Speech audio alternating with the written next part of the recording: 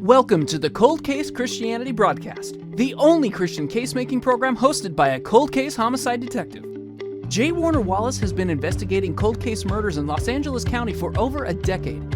His work has been featured on Fox News, Court TV, and Dateline. For more information about Jim's work and the case for Christianity, please visit coldcasechristianity.com. Now, here's your host, J. Warner Wallace.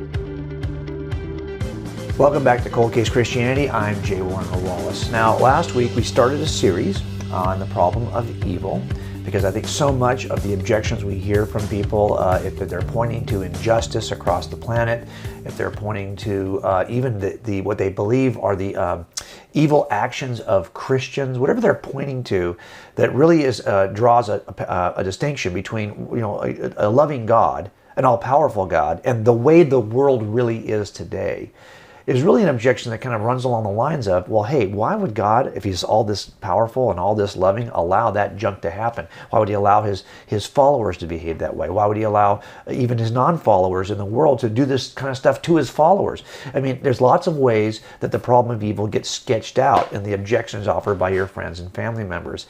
And so I think it's really important for us to at least have some kind of response ready as we think about how God might exist and still have allow all this nonsense we see in the world. Now, not only that, if you're a Christian, you will suffer. You will suffer repeatedly over the course of your life, small inconveniences to large illnesses, who knows what. And the best way to prepare yourself for the kind of suffering we're inevitably going to experience is to kind of have thought through in advance why God would actually allow this kind of thing to occur, so that when it does happen to you, you're prepared, both just from the perspective of your own thinking about it, so you're prepared to withstand the trauma, and also so you can help others to understand why and how it is you have such great confidence in the existence of God, even in the midst of suffering. And how many people have you seen as Christians who suffer well? They're able to kind of move through their suffering and actually grow deeper and more connected to God. A lot of that just comes through their own basic personality. Some of us do better than others. But a lot of it, for me, is built on, well, what do I know is true? At times when I'm not feeling it, can I return to what I know is true?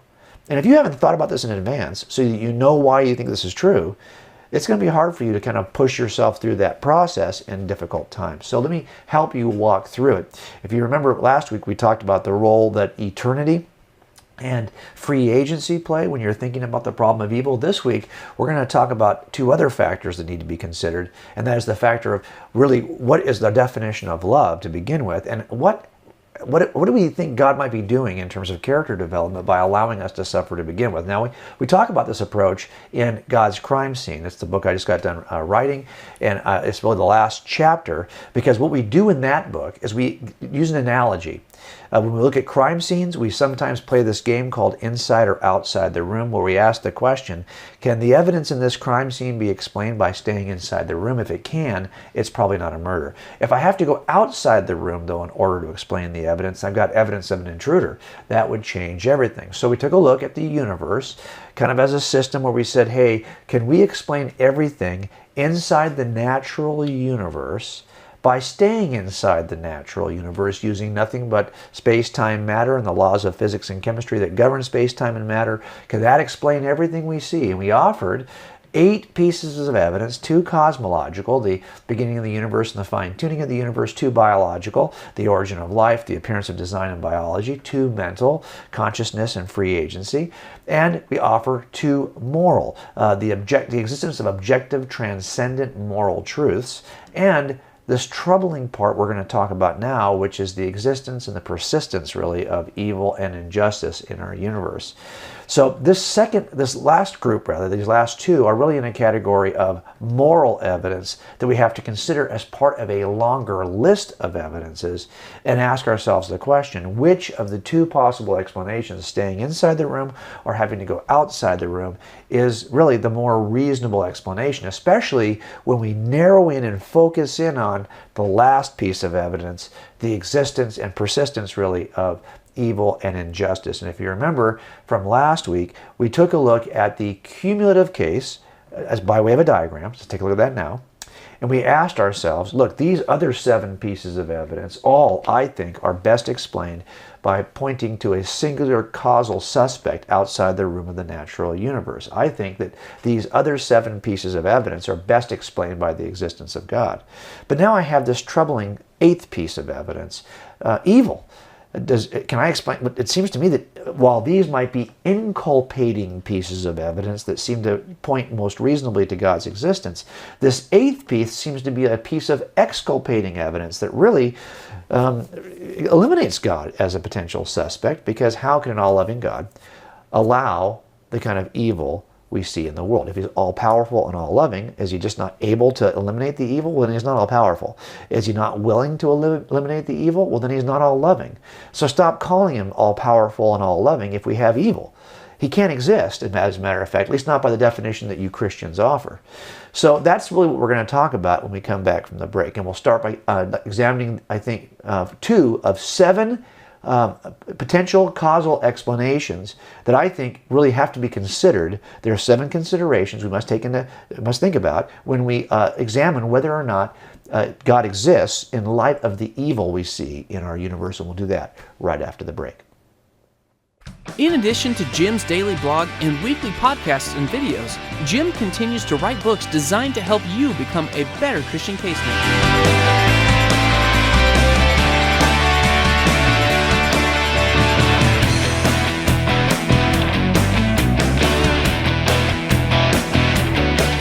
These resources will help you defend what you believe and share it with others. Okay, so before the break we talked about how we use a kind of a cumulative case. Anytime I look at any piece of evidence, I always try to figure out how it fits into the larger construct of the case. I don't think I've ever had a case in which a single piece of evidence did it. A single piece of evidence was so persuasive for the jury that I could have done the entire case with one piece. No, my cases are cumulative, which is typically the case, right? When we consider, well, should I buy that car? Well, it gets good gas mileage, but it's got this other problem. No, we look at I got 5 good reasons to buy that car. Number 1, it's in my price range. It's got a great service record. I can list for you 5 reasons to buy it. Okay, that's really the approach we take in making a case for anything. It shouldn't surprise us then that that's also the approach we would take when trying to explain any act of evil, or why God would allow an act of evil. Last week I talked about how we take that matrix and we apply it to a crime, and we say, well, why would this crime occur the way it did? And we can usually look at 5 or 6 or 7 characteristics of the crime itself and say, wow, if these things hadn't been in place, this crime wouldn't have occurred. That actually helps us then to figure out who might fit the suspect description, given that I have to have these 5 or 6 things perfectly in place in order for this crime to occur. Well, something similar actually happens when we consider the evidence for evil and we look at how we want to explain evil given what we believe about the nature of God and God's existence. It seems to me, and I showed you this last week, that evil must be explained, and we must consider all 7 of these considerations, these factors, when explaining why God would allow any act of evil.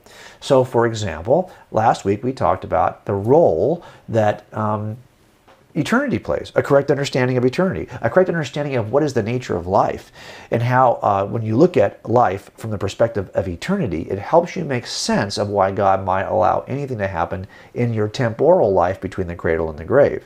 So really it's about having a proper understanding of the nature of life. 2, we talked about the role that free agency must play, very briefly.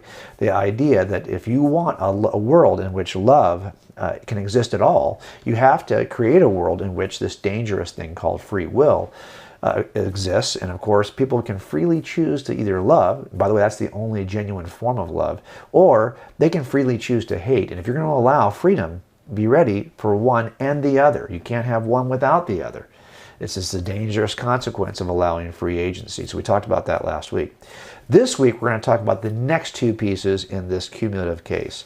2 more considerations that I think you must think about when you ask yourself the question, why would a loving, all-powerful God allow evil to occur to me or to anyone else I know or in the world in which I live? Let's talk about that now. The next thing up in the series here is the proper definition of love. And I'll tell you that when we think of love, typically, and the culture does not help us in this, it just encourages us to think in this way. But when we consider, the idea of love, typically we think about it in terms of soft terms. We never really want to think about it in terms of this definition we know is true about love. We typically think of it as kindness and gentleness and adoration and a kind of sensual nature of love. We don't think about this bottom part, unless you've been a parent, of course. Now, if you've been a parent, you know that to truly love, this has to be at least a part of, a dimension of your love toward your children, this idea of tough love. Now, that's an expression we all use, and you're probably familiar with that expression, but do you really stop and think about what that means? Can love be tough? We're in a culture that basically says, well, it could be a lot of things, but tough? You never think of tough as an attribute of love. Well, C.S. Lewis, I think, puts it better. And by the way, it's always amazing to me. Regardless of where you think C.S. Lewis fell theologically, and some people will all use C.S. Lewis quotes and they'll complain that I'm using C.S. Lewis. Well, you can complain about almost anything, I guess, but I think that he sometimes will write things in a way that kind of poetically captures what I've been thinking about. There's nothing more frustrating for an author to have one of the most well-written excerpts in your book really be the quote from C.S. Lewis you included in chapter 3. But it sometimes is the case. Let's take a look at what C.S. Lewis says about this and try to use his words to kind of make us think outside the box on this. Here's what he says. He says, what we want, in fact, is not so much a father in heaven as a grandfather in heaven. A senile benevolence who, as they say, liked to see young people enjoying themselves, and whose plan for the universe was simply that it might be truly said at the end of each day, a good time was had by all. That's a very good point, because it seems to us that for a lot of us who don't have a biblical definition of love, a biblical definition of God, we kind of want to see God as this grandfatherly benevolent who will basically give us anything we want. If he really loves us, won't he give us what we want? Won't he create a world so that at the end of the day it could be said a good time was had by all? Well, last week we introduced a timeline that I think helps us to think clearly about what God is doing in our lives. Let me try to reintroduce it to you now. This is the timeline we offered last week, in which we talked about, as an atheist, I thought that life was really just this period of time between the cradle and the grave. I expected to get 90 pain-free years on earth. That was my hope. If I got 90 pain-free years, I would say that this is a great, great life. If I had to suffer in any way during that time, I would say that was evil. Because my expectation was that this is all there was, just this period before the two dots. This is it. This is all there is. So it better be good. If, on the other hand, life is as I've just drawn it, in which you have both a temporal life and an eternal life that follows death. Now that's a very different idea about what life is, and it helps me to think through what God might be doing in this period. Because remember, this first period of time here, your temporal life, could also be described as your earthly life. And the life that follows the grave could be described as your post-earthly life. Now, we all know if love, and we think about the definition of love, if you are a parent, you already know what that involves. But think, if you're not a parent yet, and you just think back to your own parents, your own earthly parents, they really wanted you to have a good life. And they wanted to equip you to have that good life because they loved you. And that meant that they might, for example, allow you to suffer some point of what you thought was evil. Maybe it was the day you got vaccinated. That didn't feel like a good day. How many times have you heard this story? Somebody has told it, and I think it's so true if you've ever heard it as a parent. That day when you're in the doctor's office holding your infant in your hands because you know it's his day of vaccinations. And the infant, having no idea why he or she's even there, just sits there benignly in your lap like it's another good day. And then comes the doctor in with this long needle sticking out and is about to stab that needle in the baby's arm, or on the baby's bottom. And that baby's going to look to you as its protector to prevent this from happening. And instead, what do? You actually hold the baby down so this can take place. What kind of a father would do this to his child? Of course, the baby has no idea that what you're about to allow is a momentary infliction for a greater long-term good. You're going to allow a point of suffering at this point in the life of your child in order to accomplish a greater good down the road. Even though all of this is occurring within the earthly life of your child, you are the earthly parent looking to do something in this domain over which you have control, the earthly life, at least the early earthly life, to create a greater good. And even though your child may have no idea what benefit this offers and thinks at the moment that this is just horrific, you know you're doing the better thing for your child. That's tough love. I could actually avoid the vaccination altogether and just go out and have ice cream.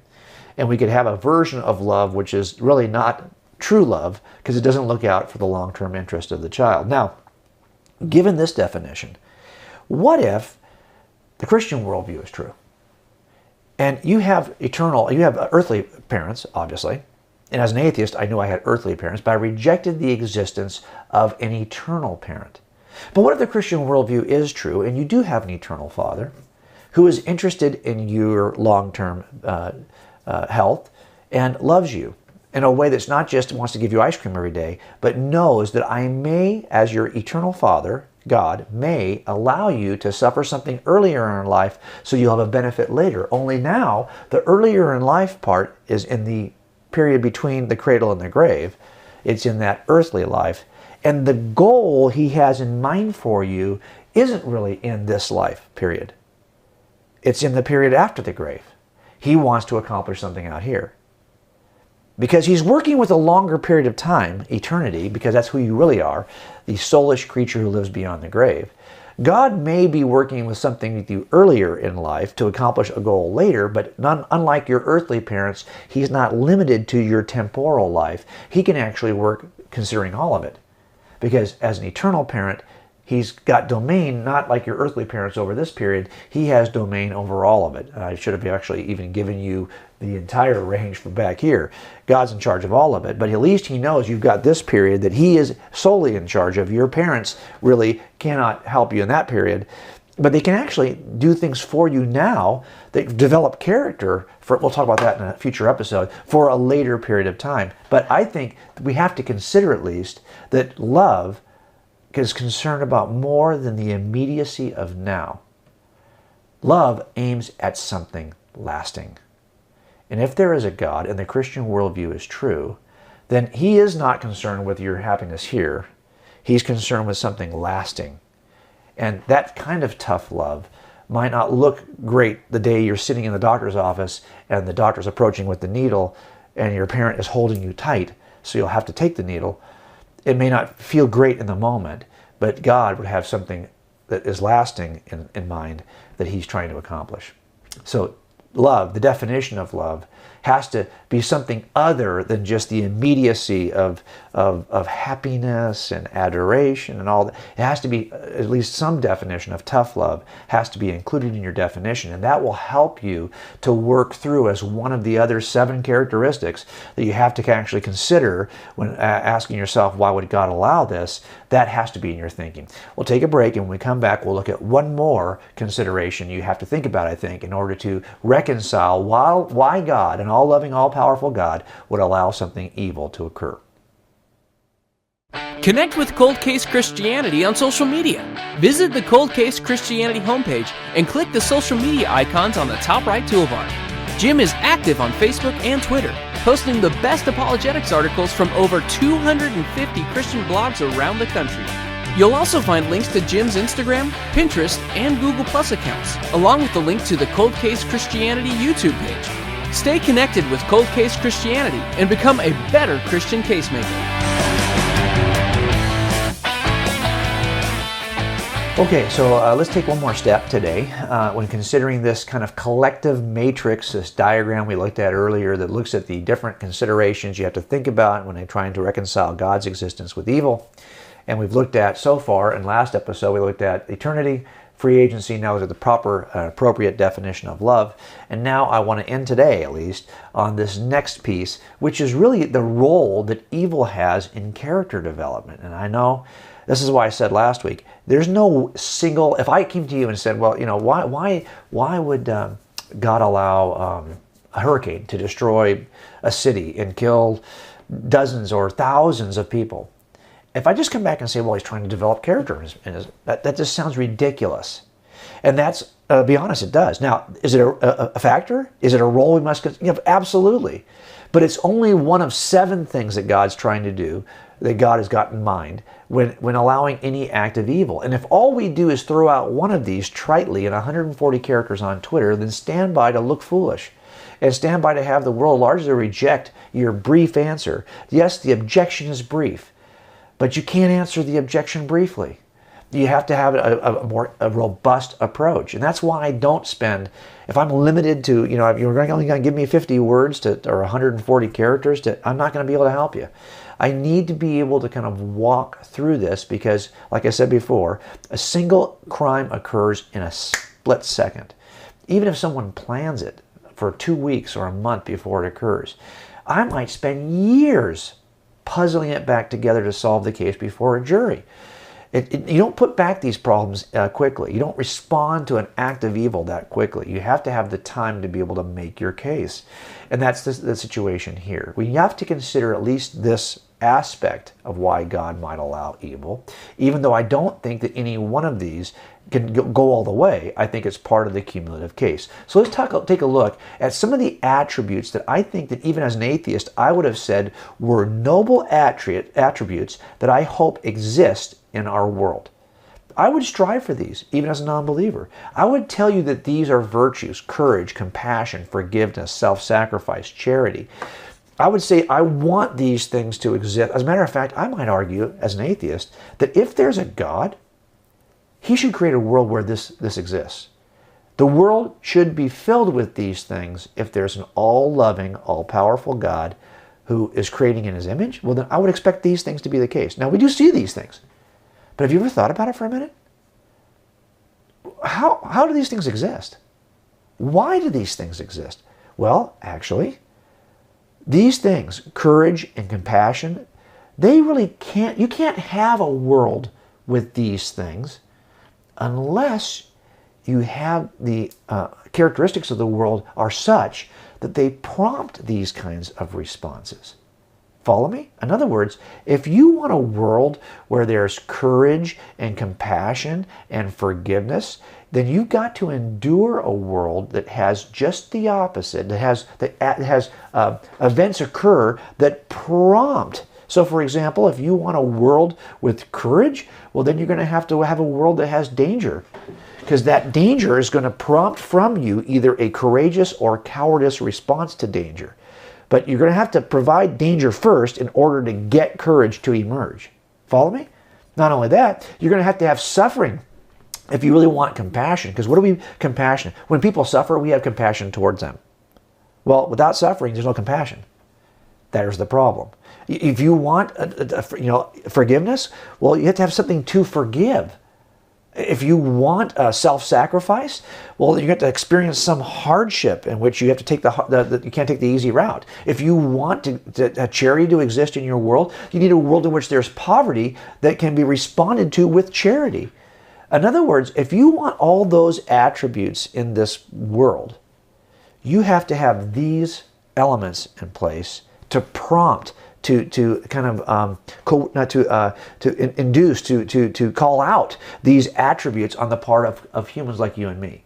It's in a world with danger and suffering and evil and hardship and poverty that we see the emergence of courage and compassion and forgiveness and charity. These are the attributes that emerge in the dangerous world in which we live.